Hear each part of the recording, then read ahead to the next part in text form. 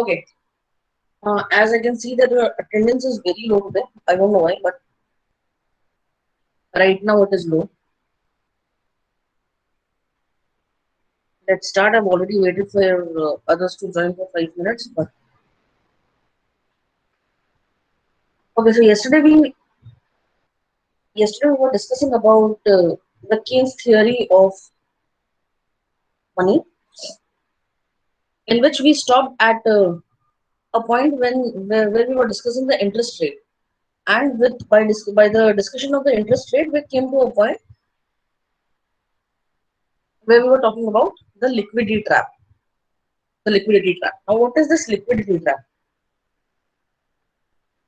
See, when we are talking about this liquidity trap, this is as per Keynes.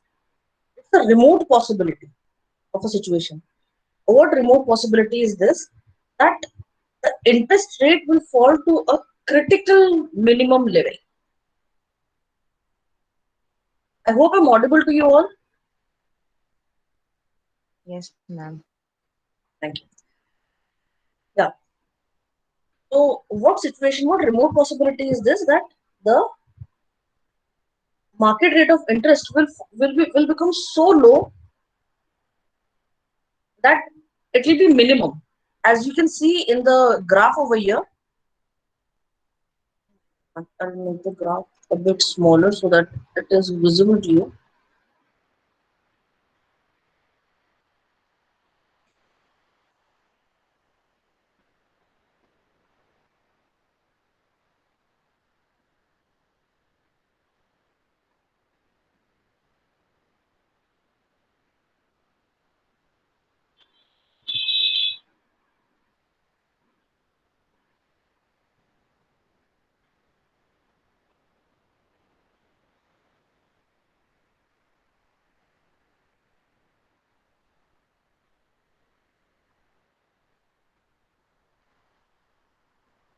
Okay, so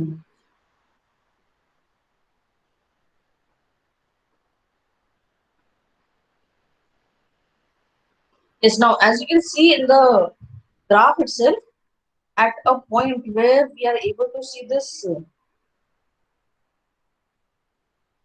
at the level of 3, if you are checking that if the rate of interest is 3%, and we are checking that what sort of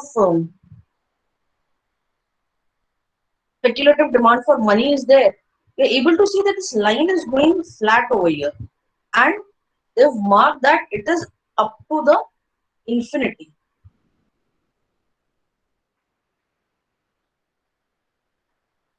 Up to infinity, this line that you can see, this black line,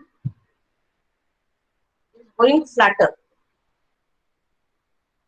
Here we can see that the demand and interest and the rate of interest is forming a curve, but at a point when it reaches this point of 3, it's becoming flatter, or we can say flat. So what implies is that the speculative demand for money is becoming infinitely large, or the infinitely interest elastic, because we say that the demand for money moves with rate of interest. As we have seen in the earlier, if the rate of interest is low, people will expect it to rise in future and will invest more in money. That is what happens over here also. That when the rate of interest is very low, the speculative demand will of money will become infinitely large, or we can say that it will become infinitely interest elastic in nature.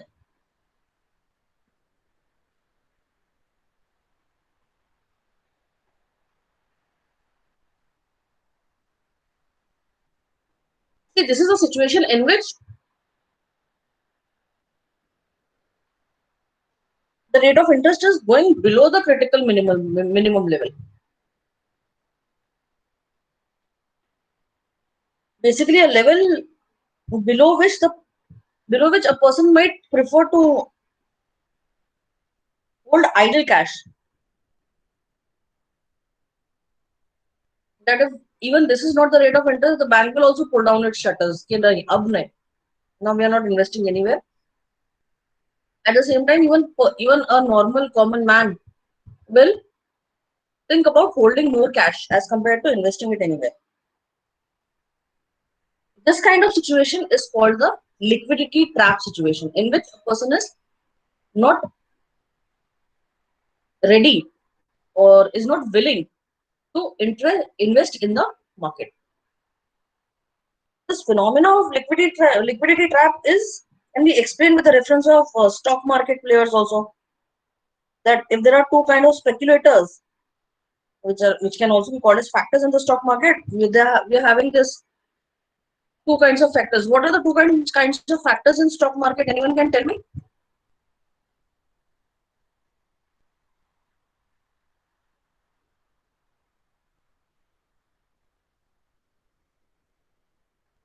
What are the two factors in stock market?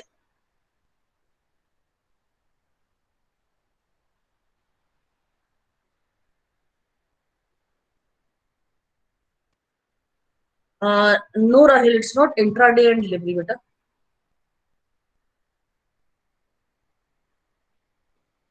They're speculators. Not only factors, but they're also called speculators. Some of the people even call them trends.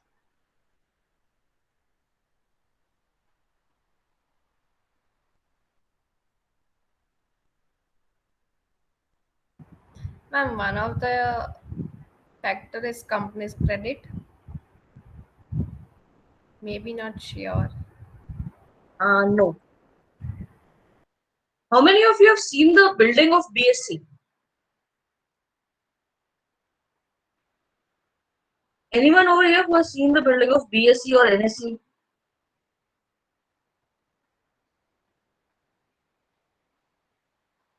Okay. There is a big sculpture outside the building and the gate is closed behind it.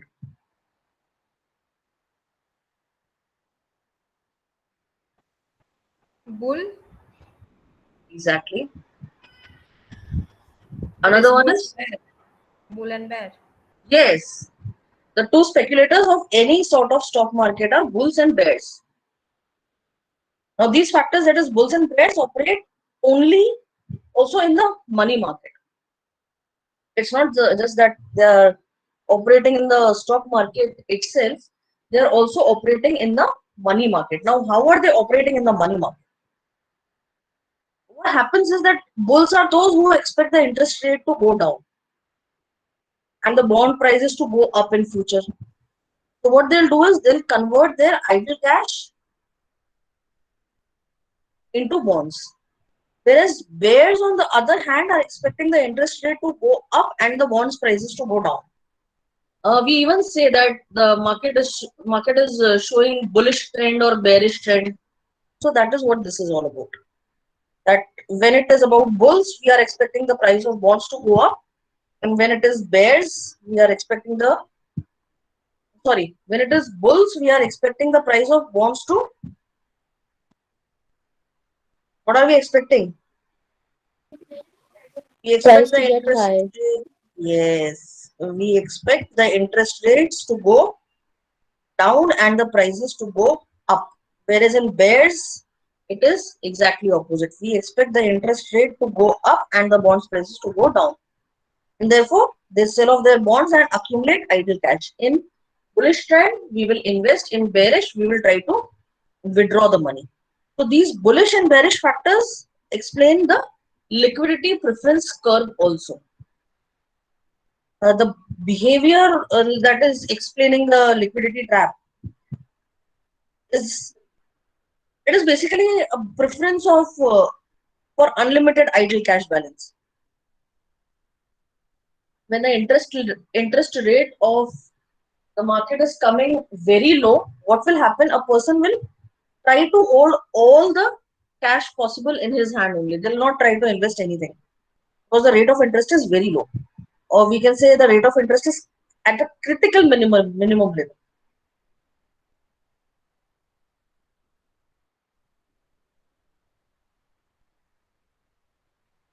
So what happens over here is that when the rate of interest is very low or at a critical level, a person doesn't think positive. What will they think is that after this rate, the price or the rate of interest is definitely gonna rise. What happens when the rate of interest rises? When the rate of interest goes up, it is called a bearish trend and the value of bonds decreases. So when the rate of interest is at the critical minimum level, people will hold money because they do not want their money to lose its value. So this is a situation where everyone is holding idle cash as compared to any sort of bonds. So under this condition, even if the monetary authority, that is RBI or Government of India, they are increasing the money supply to lower the rate of interest, the entire extra money supply that is getting into the market is also getting trapped in the liquidity as an extra idle cash balance. That is why this situation is called a liquidity trap situation.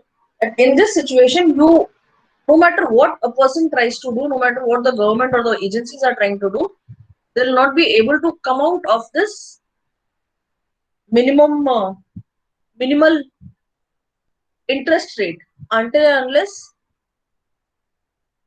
something miraculous happens.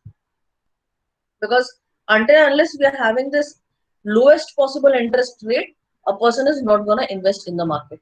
And with the rise in interest, the price of bonds is going to fall. They will not be interested in investing in the market at all. So that is what a liquidity trap situation is all about. Okay. So these were the three theories of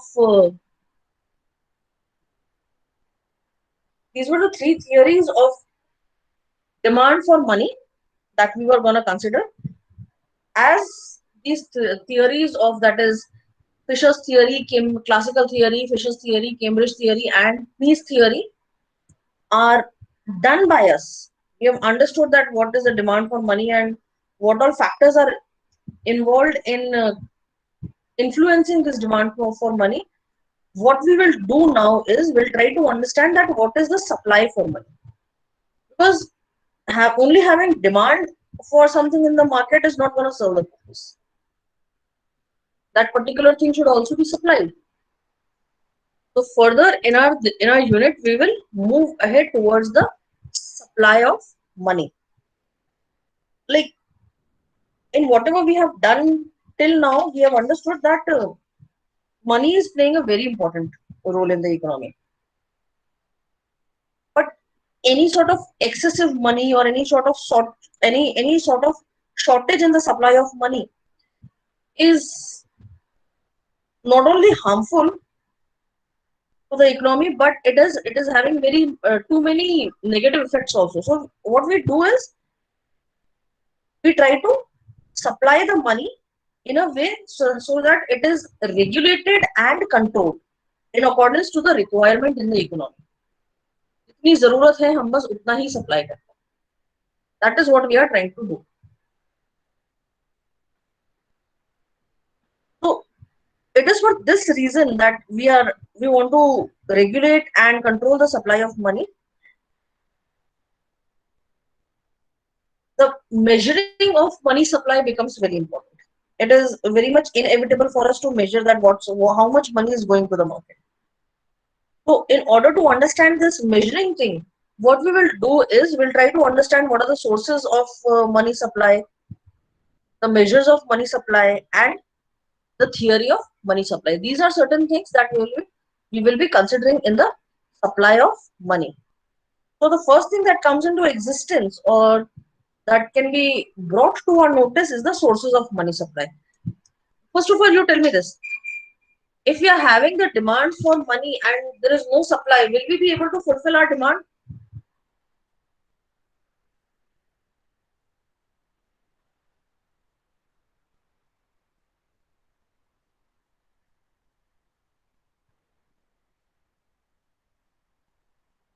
Why so?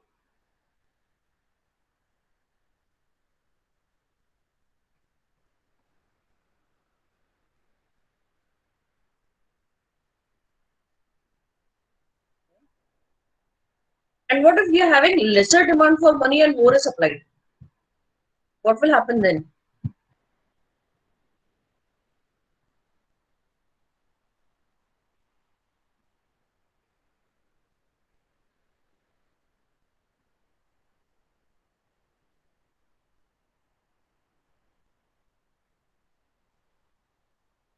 Okay. So when you're having surplus money, what will you do of that money?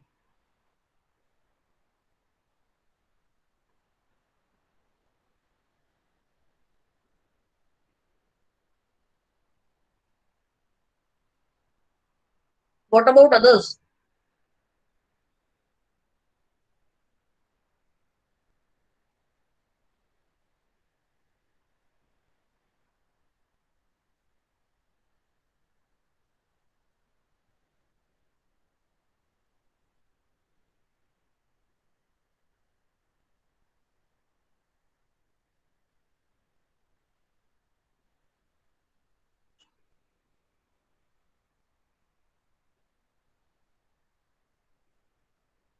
Whenever we are having surplus cash, it depends on the motive that what we will do of that money. If we are having precautionary motive, then we will keep it idle. If we are having speculative motive, then we'll invest it.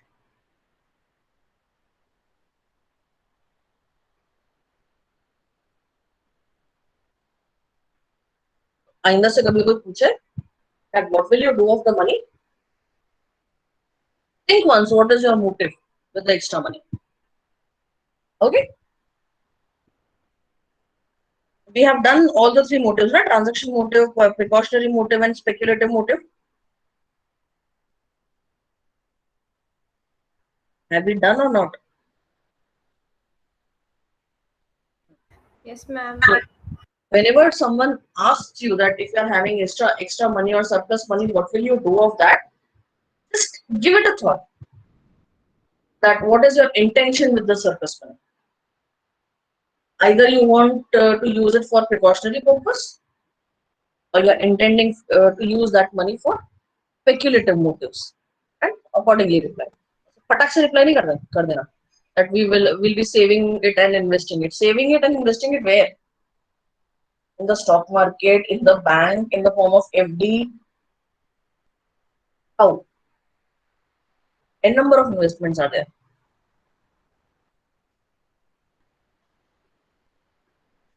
Okay, so we were talking about the source of money.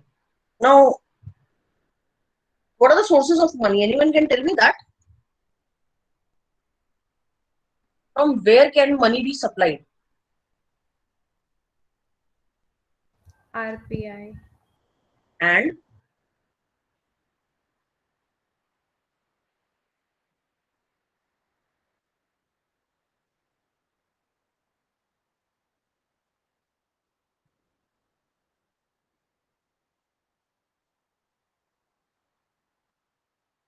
RBI and what? No bank loans, no commercial banks.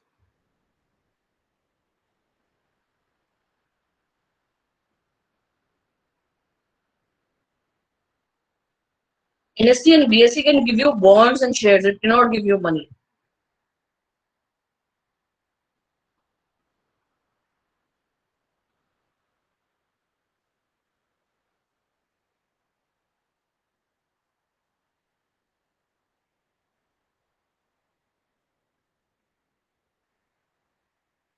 So you're having some idea about it. So let us discuss it. Now, when we are talking about the supply of money, basically the central bank, that is the reserve bank of every country, is having this authority. Basically, they are the main source of money supply in the country. So the money supplied by the central bank, what it is called?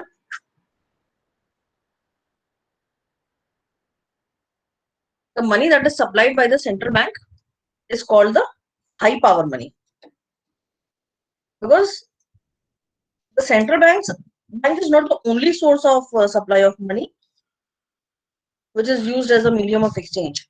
The second major source of this money supply is the banking system of the country. Because RBI is not going to come at our place and give us money.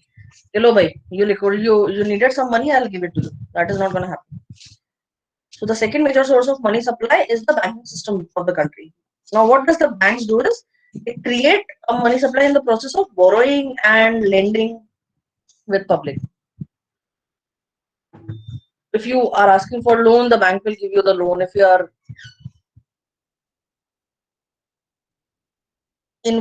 intending to invest something, you can do that with the bank.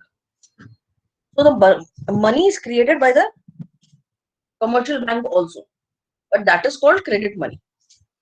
That is not high power money. It's called credit money. So the high power money and the credit money are basically the two major things which will broadly constitute the most common measures of money. That is M1. In RBI, we are having M1, M2, M3, M4. So this high power money and commercial or credit money are the two things which make M1. And according to this Gurley and Shaw approach, the non-banking financial intermediaries are also playing their part in the money supply. So what we'll do is we'll try to understand that how central bank creates this high power money and how the banks are creating credit money. Whereas at the same time, we'll also try to focus on what other kind of financial intermediaries are contributing in the process of money supply. So let us, the 3 points that we'll be covering in the source of money is central bank and high power money supply, the measure of high power money supply in India, and the money creation by commercial banks. Now, the first thing is the central bank and the high power money supply. What is a central bank and what is a high power money supply? See, the central bank of each and every country is basically empowered to print the money, or we can say to mint currency. Not only to mint, but the circulation of the currency is also a responsibility of the Reserve Bank of a country only. Like in India, we are having RBI, Reserve Bank of India. They're responsible to supply money and to circulate money. They are the mint. They're having the mint. So the currency which is circulated by the central bank is called the high power money. Now, why it is called the high power money? Because this is the money which is backed by gold and foreign reserves, and its value is guaranteed by the government. So the currency issued by the central bank is the liability of a central bank and the government. If you're having the money which is issued by the central bank or by the Reserve Bank of the country is liable to pay you that much amount. Now, in this liability of paying a particular amount to the person is something which is to be backed by equal value of assets, which is especially consisting of gold, foreign reserve, especially in the terms of high power foreign currencies. So in practice, what various countries have done is that though we are adopting although this banks are giving the high power money, but the system which is adopted by these banks is the minimum reserve system. Can you tell me what is the minimum? Most of the countries have adopted the minimum reserve system. Can you tell me what is the minimum reserve system? Yes, ma'am. What is it?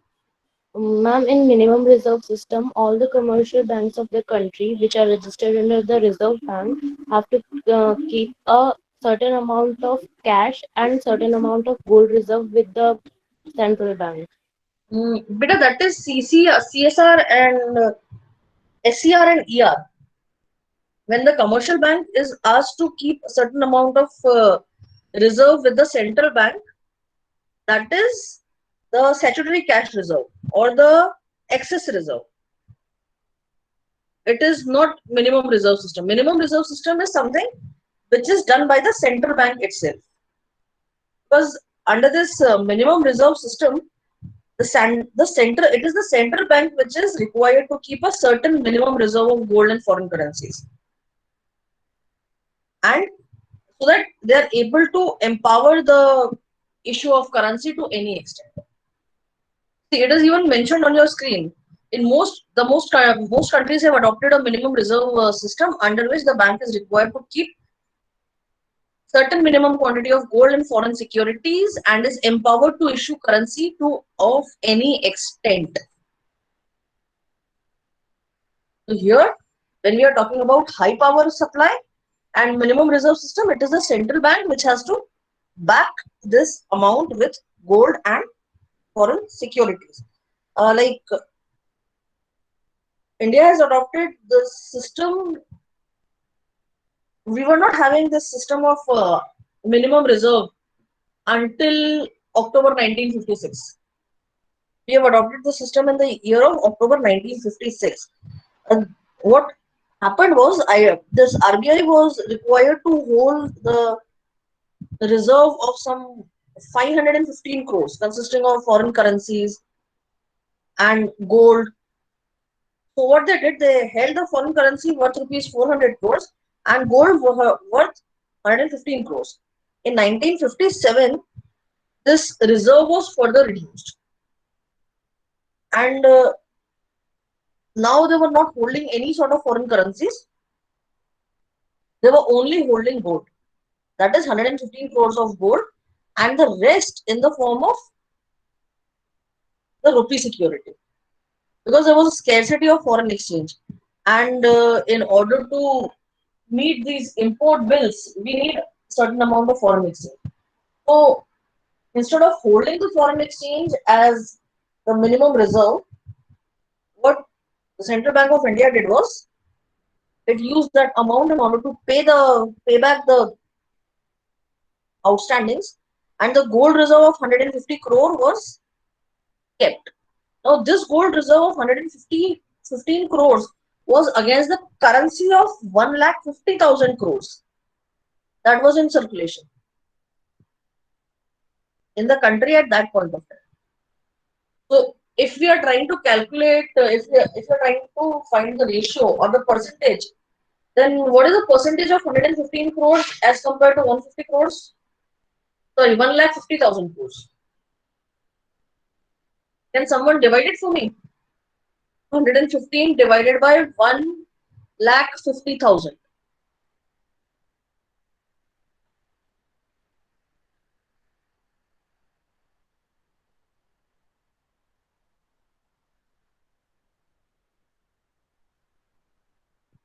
Yes, Rahul.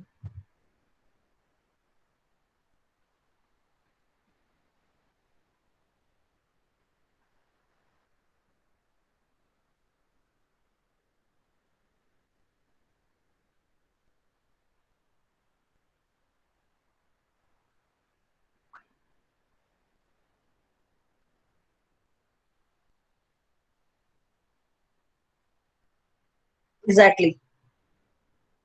It is zero, isn't it? Yes. It is basically 0.0007% of the reserve, which is of no consequence. तो हमने कितना minimum reserve रख रखा है वो सोचो.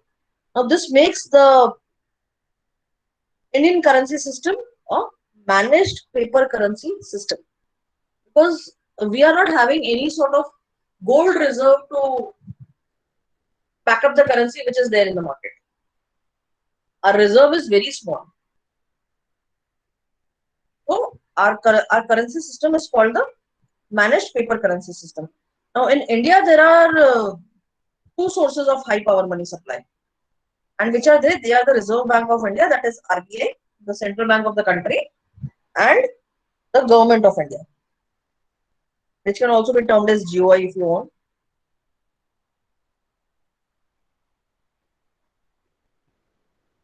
Now the RBI is someone which is giving us currency notes of various denominations. Like we are having the currency note of 5 rupees, 10 rupees, 20 rupees, 50, 500, 200. Earlier we used to have 1,000, but now we have 2,000. Uh, but this 2,000 note is rarely visible now. It was only visible at the time of Nodbandi. God knows what has happened to it. It has evaporated from the market. Some of the times now I think that our largest denomination is 500 only.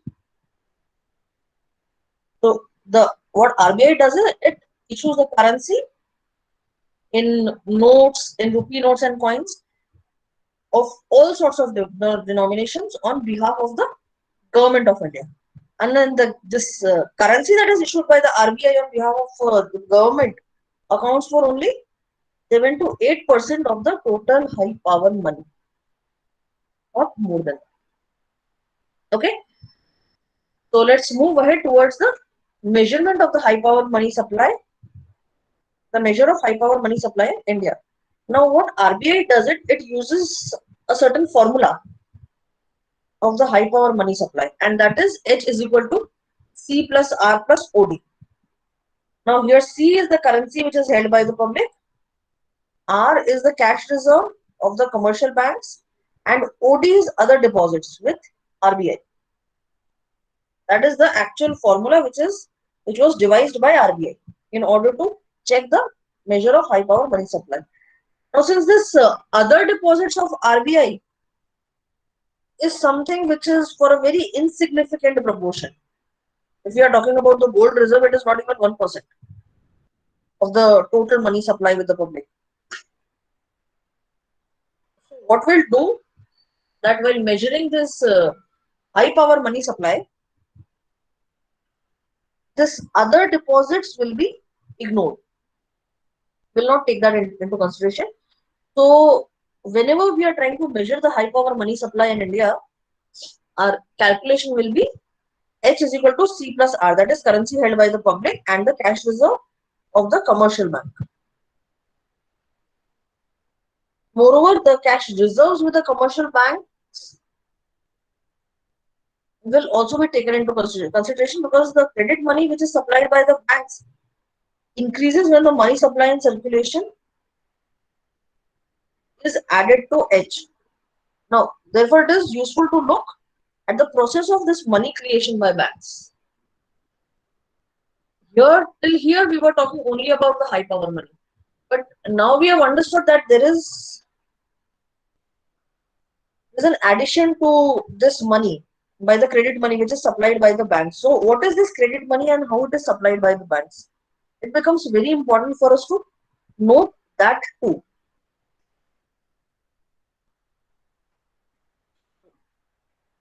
Here we'll come to the point which people were saying that it is about credit creation.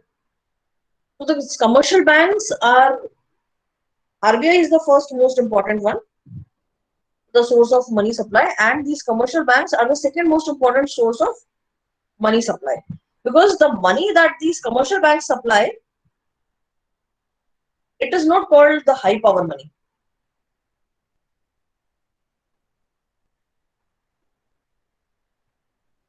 What is it called?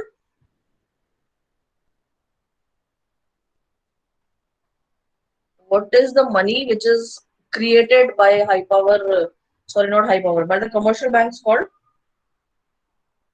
Credit money. Yes, exactly. It is called the credit money. And now this credit money that the banks create is basically an outcome of the monetary transactions. It is not something which is coming out of mint, which is getting newly printed. Basically, this is an outcome of borrowings and lending of money that is happening on the day-to-day basis with the commercial banks. So the money which is deposited in the banks is called a primary deposit. Okay. Now this primary deposits is something which is made by the people on account of certain external factors. That is household savings, payment received from central bank for the sale of government bonds. And yes, there are government bonds, there are still government bonds. People sell them, people buy them, this happens. And the payment received from abroad and deposited with bank. Then the money deposited for the convenience and transactions. Some of the times what we do is electricity का bill भरने नहीं जाना, तो online भर दिया. अब वो online भरने के लिए what will we have to do? We'll have to keep that money into bank. Then we want to buy something. We don't want to interact with cash. Again, the money which is there in the bank will be used. Now, this money which is there in the bank, which is deposited by an individual in the bank, is called a primary deposit. And on the basis of this primary deposits, what banks do is they create secondary deposits, or we can also call them derivative deposits. These secondary deposits are something which are arising out of bank loans which are returned to the bank in the form of deposits. Basically, it is a volume of the secondary deposits which is helping or which is making the money supply of banks. Banks keep on giving loans and people keep on repaying them most of the times. Everyone is not the people who just try to settle these loans in the books of banks and run away from the country. They generally, if a person is like you or me, will not think about deceiving the country or deceiving the bank. We'll just try to think about paying the entire amount of loan that we have taken. So what we do is we try to repay the loans in the form of deposits. So the process of deposit creation or credit creation is something that begins with the banks lending out the money from the primary deposits that they're having. The money which you are investing in the bank is something which will be given to someone in the form of loan. Bank is not having their own money. It is your money which they are giving out.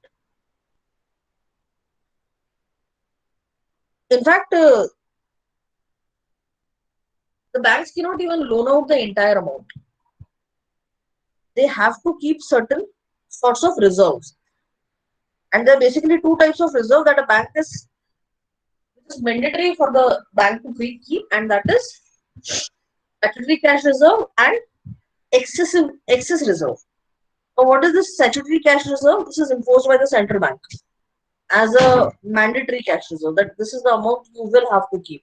And the bank's excessive reserve, which is ER, in addition to statutory cash reserve, it is to meet the cash demand by the depositor.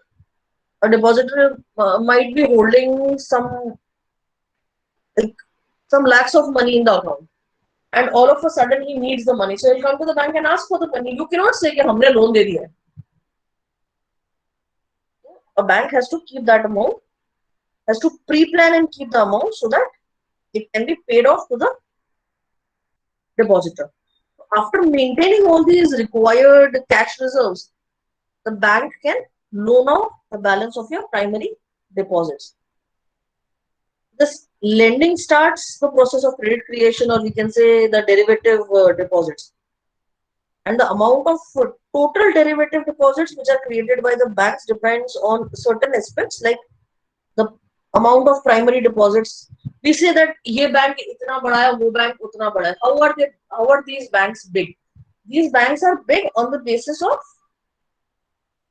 the deposits that they are having, because the larger amount is deposited with you, the more you are in the position of giving secondary deposits, or we can say derivative deposits. And the more you are able to give these sorts of deposits, the more you are playing your part in the money supply aspect of the market.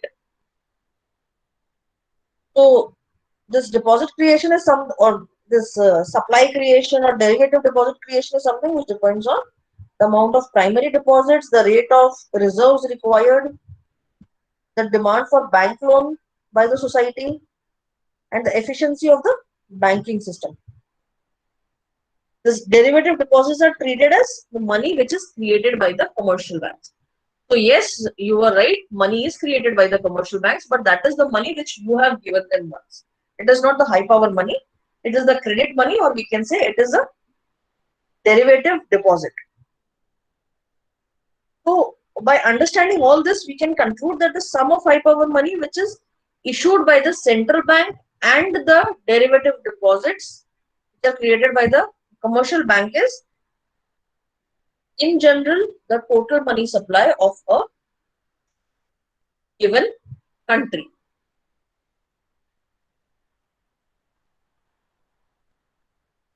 Are we clear with this?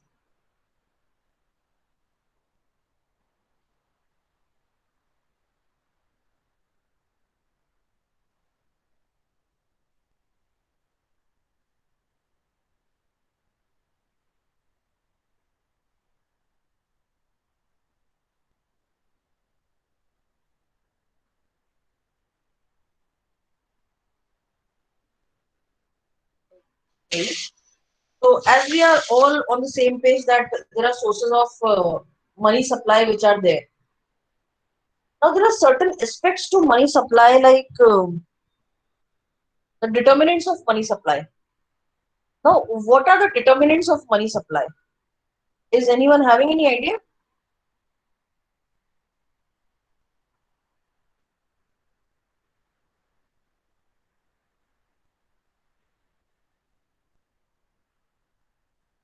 What are the outcomes of money supply? Determinants. What are the determinants? What are the main determinants of the supply of money? See, whenever we are talking about what determines the money supply, or what are the determinants of money supply, there are n number of determinants like the monetary base, money multiplier, reserve ratio, confidence in bank money, time deposit ratio, value of money, real income, interest rate, monetary policy, seasonal factors. These are some of the points which are determining the supply of money in the market. But will not be starting this determinants of money supply today because we'll not be starting this determinants of money supply today. We'll be considering this in our tomorrow's lecture that what are the main determinants of money supply. Till then, if you're having any doubt with respect to what we have done today, you can put up the questions.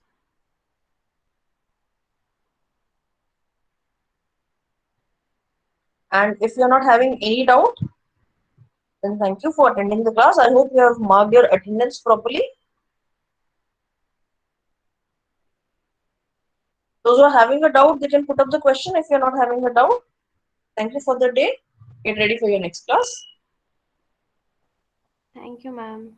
Thank you.